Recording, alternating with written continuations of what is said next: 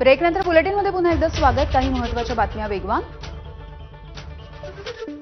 16 अब्ज ऑनलाईन पासवर्ड्सची चोरी झाल्यामुळे CRT इन या टीमकडून सर्व पासवर्ड तातडीनं बदलण्याच्या नागरिकांना सूचना.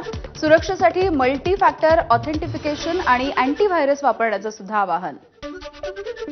कोलकात्यामधल्या लॉ कॉलेजमध्ये विद्यार्थिनीवरती सामूहिक अत्याचार. कॉलेजचा कर्मचारी आणि माजी विद्यार्थ्यांसोबत 3 जणांना 4 दिवसांची पोलीस कोठडी. आरोपींमध्ये तृणमूलचा नेता असल्याचा भाजपचा आरोप आहे. निष्काळजीपणाचा कळस. शहाजहापूरच्या गंगा एक्सप्रेसवेवरती तरुणांची स्टंटबाजी.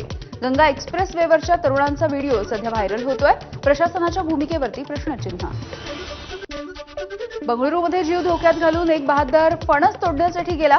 विशेष म्हणजे पोलीस आयुक्तालयाजवळच्या अपार्टमेंटमधल्या झाडावरती तो चढला आणि या झाडाला लटकला.